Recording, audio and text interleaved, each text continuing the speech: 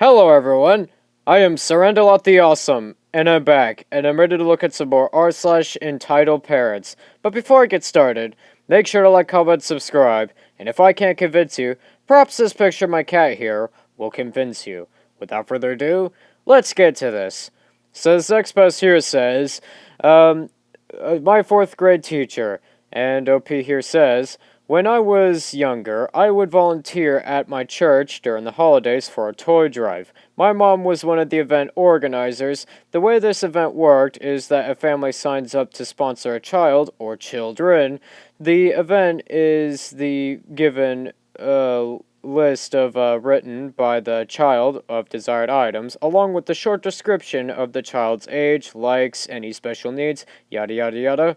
I was around 12, 13, and I noticed my former teacher's name on the list. This woman hated me. I am the youngest member of my family, and she had a kid that was my oldest brother's age.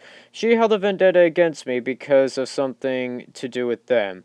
In her class, we used to play this game called Around the World to learn multiplication, and anytime it was my turn, she would tell me I was wrong, even when it was something as silly as 3 times 3. She would snap at me when I was wrong, and then laugh at me like, oh, never mind. It was humiliating, and I hate math to this day because of her, lol. Anyway, being nosy about the child she selected, simple enough to fulfill, as all he wanted was different textured plush/stuffed animals. He was a teenage male with sensory developmental issues from cerebral palsy.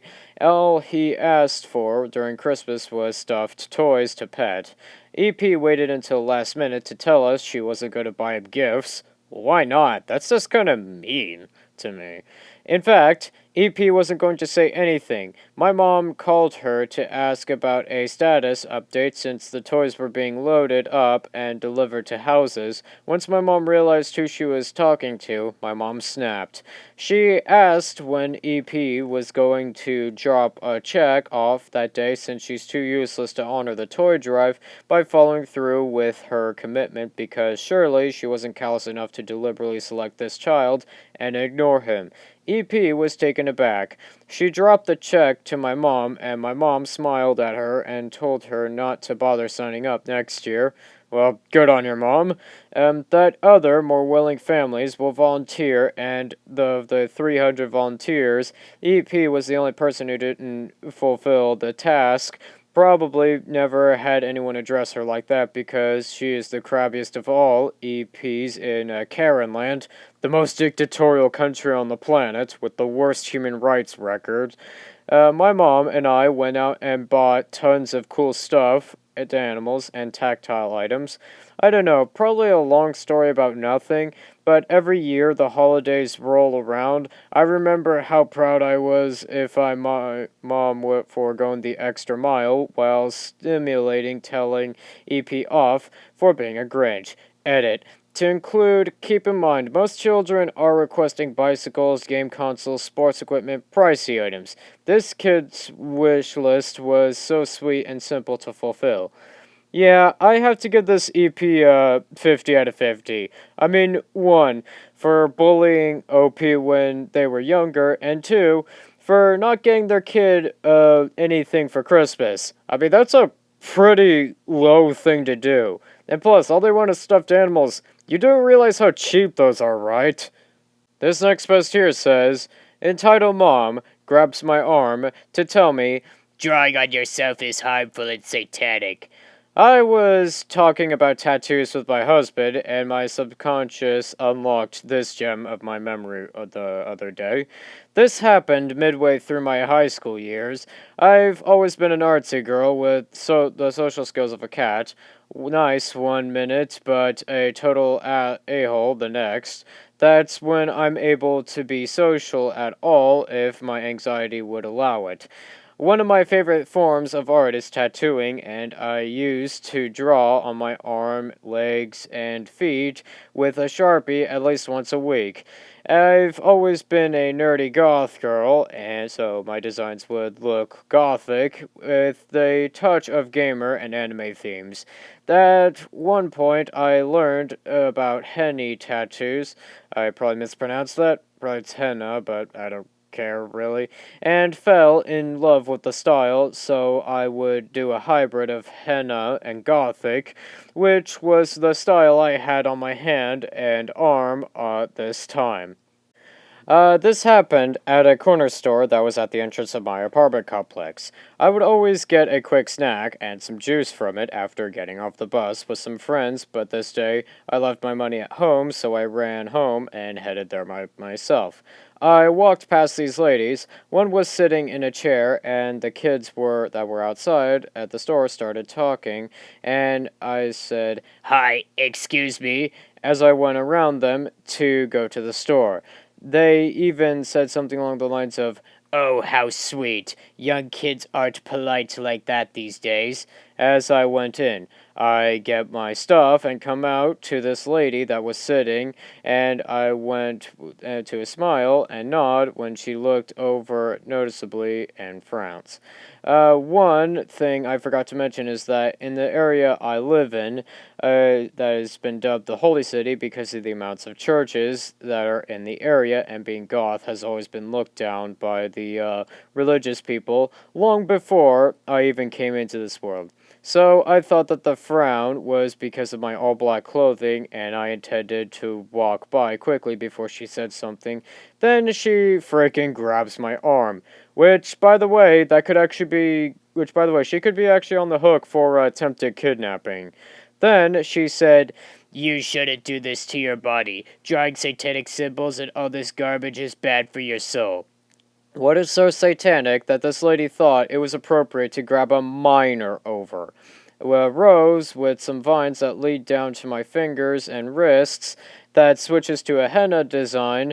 I tried to pull away, saying, "It's not satanic, it is just for fun," but she grips my arm, which again is attempted kidnapping. I'm sure you could get her on the hooks for doing that. And then this person goes on to say, "Well, you shouldn't do that because the markers are toxic. I had to stop my kids from drawing on their skin before the ink got through their skin and into their blood. It's just as bad as real tattoos, which is a sin."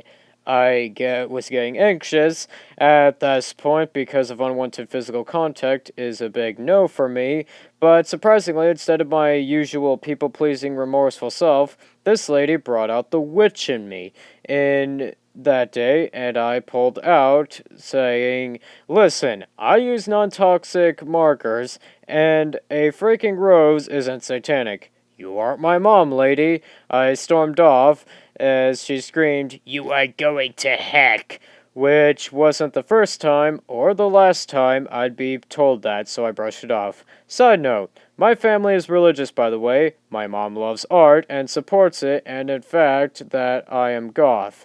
Even when family that I added on my Facebook saw that I shared stuff with gothic clothing and art, their first reaction was to run to my mom and tattle on me. Well, why, though? My mom was like, yeah, so? You think that I'd live with my daughter and not know everything about her life or interests? My mom wasn't the best mom, but at least she supported your interests, lol. TLDR. Entitled Mom grabbed my arm over a fake rose and a henna tattoo that I drew on with a Sharpie. Yeah, I have to give this a 45 out of 50. I mean, grabbing your arm could actually be considered attempted kidnapping, depending on the situation. And, really, doesn't the Bible say kind of to treat your neighbor with respect? I mean, you are doing the exact opposite of what your religion says. So, why are you getting on people's cases for what they do with their bodies? I'm just saying. And this next post here says, Even after physically assaulting me and my brother our entire childhood, our father is now pressing charges against us. TW, mental illness, physical and emotional abuse. For some background info, I'm in my early 20s and my brother is 16. Our parents gotten divorced in 2014 after many, many years of physical and emotional abuse. For example, he used to hit me, pull me up by my hair, and kick me in the stomach or the head. He locked me up for hours on end. I still cannot be in closed rooms or elevators. He threatened to kill us multiple times. My brother and I are both in therapy and doing a lot better now. Well, that's good. He still lives at home. I moved out 5 years ago. He still is to see our father, EF, from time to time, since they live in the same city in Germany. I have been diagnosed with CPTSD, depression, and a panic disorder. I've been having severe anxiety for years, and my brother has depression as well as suicidal for 2 years. EF still continues to send us mails and letters to my brother. He doesn't know where I live, so he can't send me letters. I've blocked him everywhere, but his mails still get in my spam folder. He wants to get in contact with us even though we don't want to. He used to threaten me that he won't pay child support for me or my brother if we don't talk to him. I had to take 2 jobs on top of full-time studying just to support myself. My mom didn't really care. My mom decided to press charges against my father last year. Yes, last year. Not when it happened, not shortly after, last year. But we didn't get along very well, but is about her. Now, EF decided to threaten my mom's new boyfriend because he wanted him out of the house, which EF and my mom purchased together. She pays EF a certain amount each month because he can't live there anymore. It's some kind of, I have no idea how to pronounce that. So my mother got it in her head that that we could win the case against EF because my brother and I are both in therapy and our grandma could witness the abuse. Well, in a nutshell, she almost got laughed out of the courtroom. The judge sided with EF because she didn't have any proof after all those years, and EF won the case. Now, EF decided he wants to get custody of my brother and continues to threaten me via email. I am so done with this excuse of a human being but thanks to my mother, I will have to see him in court soon, and I'm so stressed out. TLDR, even after years of physical and emotional abuse, my father still thinks he's a good person to whom his children should talk to, and we are in the middle of a custody battle. Edit. I woke up to so many comments and messages with tips and suggestions, and I'm so incredibly thankful to each and every one of you who took your time to read this post and left a message or a comment. I am actually crying because I'm starting to feel a bit more hopeful right now that my brother and I may have a chance to kick his A. Thank you all so much. I'll keep you guys updated throughout the process. Yeah, OP, I gotta give this EF here, this sorry POS of a person, 50 out of 50 on the entitled parent scale. I mean, abuse gets you a 50 out of 50, straight up. I think with that, that's gonna do for today. Don't forget to like, comment, subscribe, and I'll see you in the next one.